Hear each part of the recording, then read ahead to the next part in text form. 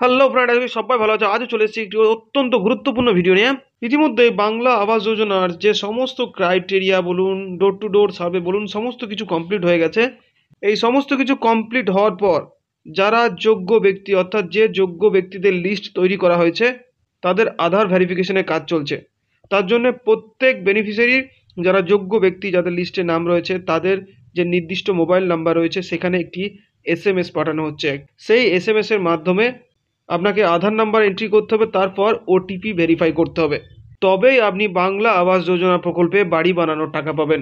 আপনি যতই যোগ্য ব্যক্তি হয়ে থাকুন, যতক্ষণ আপনার ব্যাংকের সাথে আধারের সাথে একটি নির্দিষ্ট মোবাইল নাম্বার লিঙ্ক না করা থাকছে, লিঙ্ক করা থাকলেও সেখানে একটি নির্দিষ্ট OTP যাবে, SMS যাবে, সেটি ভেরিফাই করতে হবে। সেটি যতক্ষণ না করছেন ততক্ষণ আপনি যোগ্য বলে বিবেচিত হবেন না, ততক্ষণ আপনি বাড়ি বানানোর টাকা পাবেন না। সেটি কীভাবে হচ্ছে, কি করে ভেরিফাই করতে হবে, আজকে শুধুমাত্র এই বিষয়ে আলোচনা করব।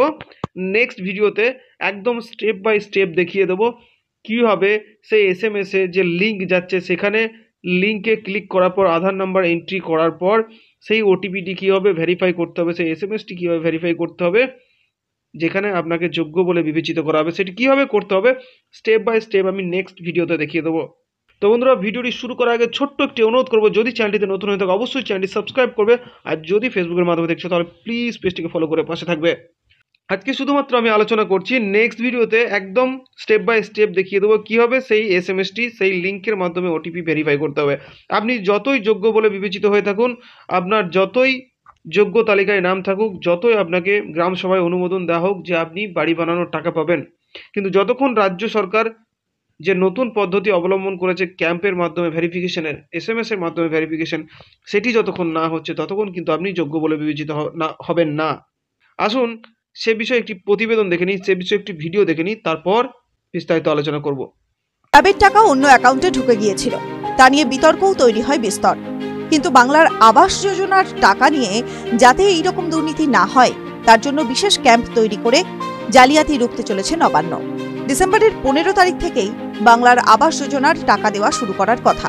তার আগে আবাসের টাকার দুর্নীতি রুখতে গ্রাম পঞ্চায়েতগুলিতে বিশেষ ক্যাম্প করে দফায় দফায় আবেদনকারী উপভোক্তাদের পরিচয় সহ নথি যাচাই করতে শুরু করেছে প্রশাসন। পরে ক্যাম্প থেকে সবুজ সংকেত মিললে তবে উপভোক্তার অ্যাকাউন্টে ঢুকবে টাকা। এই পুরো প্রক্রিয়াটির জন্য বিশেষ পোর্টাল খোলা হচ্ছে। কি কি নিয়ম মানতে হবে তার তালিকা বিডিও অফিসে পাঠিয়ে দেওয়া হয়েছে।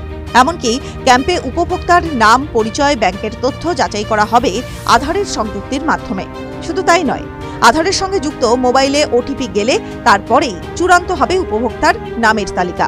প্রসঙ্গত, বেলাগাম দুর্নীতির অভিযোগ তুলে কেন্দ্রের তরফে রাজ্যের জন্য আবাস যোজনার টাকা বন্ধ করে দেওয়া হয়। এই নিয়ে কেন্দ্রকে কড়া আক্রমণ শানিয়েছিল এ রাজ্যের শাসক দল। এরপর মুখ্যমন্ত্রী মমতা বন্দ্যোপাধ্যায় ঘোষণা করেছিলেন তিনি নিজেই ঘর তৈরির এই টাকা দেবেন। তবে সম্প্রতি মমতা সরকারের তরুণের স্বপ্ন প্রকল্পে পড়ুয়াদের ট্যাবের টাকা নিয়ে জালিয়াতির অভিযোগ ওঠে। ঘটনায় গ্রেফতারও হন অনেকে। সেখান থেকেই শিক্ষা নিয়ে আবাসের টাকা নিয়ে কড়া নবান্ন।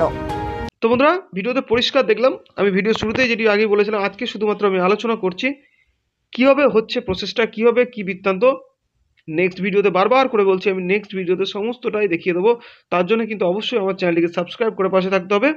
সেই সঙ্গে কে কোন জেলা থেকে ভিডিওটি দেখছো অবশ্যই কমেন্ট করে জানাও। যদি নিজেরা পেরে যাও তাহলে অসংখ্য ধন্যবাদ, যদি না পেরে থাকো অবশ্যই আমার চ্যানেলটিকে সাবস্ক্রাইব করো। সেই সঙ্গে এই ভিডিওর নিচে কমেন্ট করে জানাও যে তোমার SMS-টি গেছে কিনা, SMS-টি যাওয়ার পর ভেরিফাই করতে পেরেছো কিনা। যদি কোনো সমস্যা হয়ে থাকে অবশ্যই আমাকে কমেন্ট করে জানাও, সমস্যার সমাধান করার চেষ্টা করব। তো বন্ধুরা, প্রতিবারের মতো আজও একটি ছোট্ট আপডেট আজকের ভিডিওতে তুলে ধরলাম। আরও যদি এই বিষয়ে কিছু জিজ্ঞাসা থেকে থাকে অবশ্যই তোমরা আমার অফিসিয়াল হোয়াটসঅ্যাপ গ্রুপের লিঙ্ক ডিসক্রিপশন বক্সে দেওয়া থাকবে, সেখানে জয়েন হয়ে সরাসরি প্রশ্ন করতে পারবে। সেই সঙ্গে অনুরোধ করবো ভিডিওটি বেশি বেশি করে শেয়ার করো, যাতে করে এই গুরুত্বপূর্ণ তথ্যটি সকলের কাছে পৌঁছে যায়। আর যদি ভিডিওটি ভালো লেগে থাকে অবশ্যই একটি লাইক করবে, সঙ্গে চ্যানেলটি সাবস্ক্রাইব করে পাশে থাকবে। আজ এ পর্যন্ত, ধন্যবাদ।